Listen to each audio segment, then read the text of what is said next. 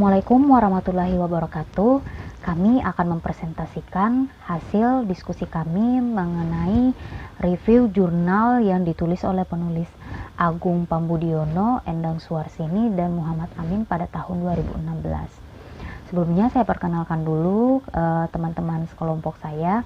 Dari saya sendiri, Ainun Afifah Hasri, ada Melda, Musafianor, Munajah, Nur Fatimah, dan juga Yuli Fitriasari. Nah, di sini judul dari jurnal yang diterbitkan oleh penulis ini pada tahun 2016 yaitu Isolasi DNA Genom Bakteri Potensial Pekelat Logam Berat Kadmium dari Limbah Cair Penepung Agar. Nah, tujuan dari penulis untuk melakukan penelitian ini yaitu untuk mengisolasi DNA genom dari dua bakteri yang berpotensi sebagai pengkelat logam berat, yaitu kadmium, yang berasal dari limbah cair pengolahan tepung agar di Malang, Jawa Timur. Nah, untuk lebih jelasnya bagaimana langkah-langkah yang dilakukan oleh si peneliti dan bagaimana hasil penelitian mereka akan dibahas oleh teman-teman saya. DNA merupakan salah satu teknik dasar dalam biologi molekuler yang dapat dikembangkan menjadi penelitian yang kompleks mengenai informasi genetik yang dimiliki oleh suatu organisme. Fungsi isolasi DNA sendiri adalah untuk mendapatkan DNA dengan kualitas dan kuantitas yang baik, serta untuk memisahkan DNA dari kontaminan yang non-DNA atau RNA seperti protein, karbohidrat, serta yang lainnya. Prosedur kerja pada jurnal ini yaitu yang pertama, preparasi sampel. Isolat bakteri potensial pengkelat logam berat diperoleh dari penelitian pendahuluan yaitu isolat B dan C.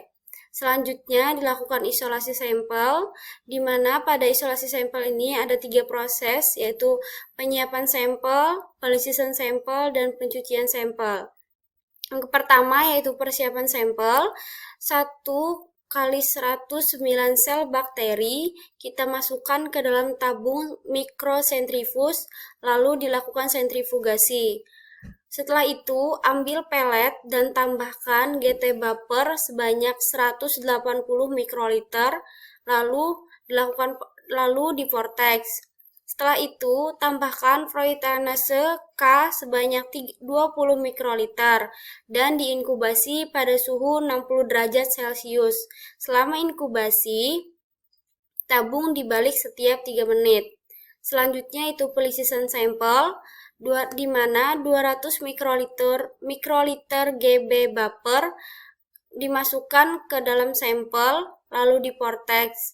Setelah itu, lakukan inkubasi pada suhu 70 derajat Celcius. Selama inkubasi, tabung dibalik setiap 3 menit. Lalu, tambahkan 200 mikroliter absolut etanol pada lisate sampel dan dikocok. GD kolom diletakkan pada collection tube 2 mili. Campuran yang telah dibuat dipindahkan ke GD kolom dan disentrifus.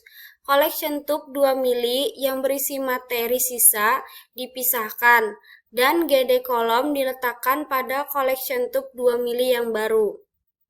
Selanjutnya itu pencucian sampel, di mana 400 mikroliter W1 Baper ditambahkan pada GD kolom dan disentrifus. Materi pada collection tube dipisahkan. Selanjutnya, tambahkan 600 ml was Baper pada GD kolom dan sentrifus kembali. Materi pada collection tube dipisahkan. GD kolom diletakkan pada collection tube 2 mili dan disentrifus. GD kolom kering dipindahkan pada tabung mikrosentrifus. Lalu tambahkan preheat elution Baper ke dalam tengah kolom matrik dan didiamkan selama 3 menit lalu disentrifus kembali.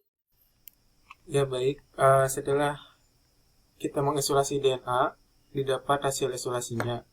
Kemudian hasil isolasi tersebut kita lakukan uji kualitatif DNA-nya.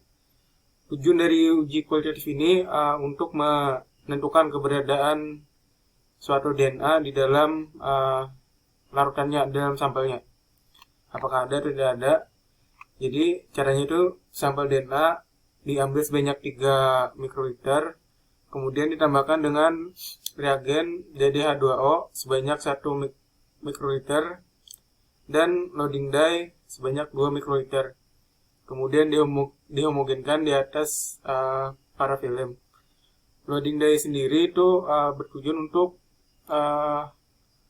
membantu si DNA-nya itu tenggelam di dalam sumuran, di sumur gel agarosa. Kemudian setelah homogen tadi, kemudian dimasukkan ke dalam sumuran gel agarosa 1%. Kemudian perangkat elektroforesisnya diatur dengan tegangan sebesar 100 volt selama 40 menit.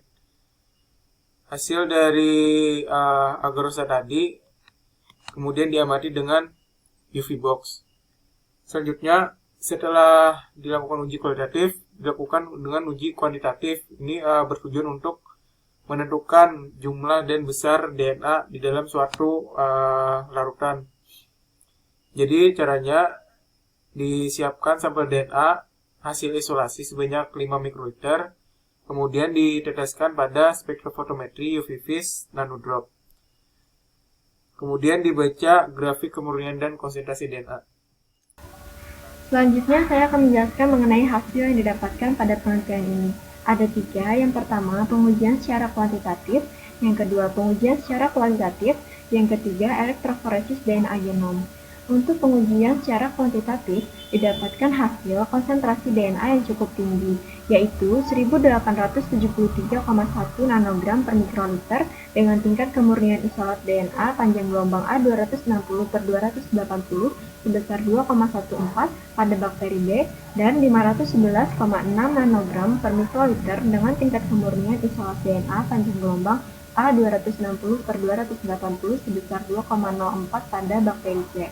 Hasil pengukuran isolat DNA pada panjang gelombang A260/280 pada sampel B dan C menunjukkan hasil isolat DNA genom yang belum cukup murni, karena kemurnian DNA ditunjukkan dengan nilai OD A260/280 antara 1,8 sampai 2.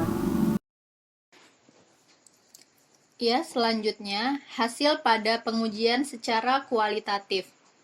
Pengujian dilakukan menggunakan gel agar-rose yang menunjukkan bahwa panjang DNA genom yang berhasil diisolasi memiliki ukuran lebih dari 10.000 BP, baik pada sampel bakteri B maupun bakteri C.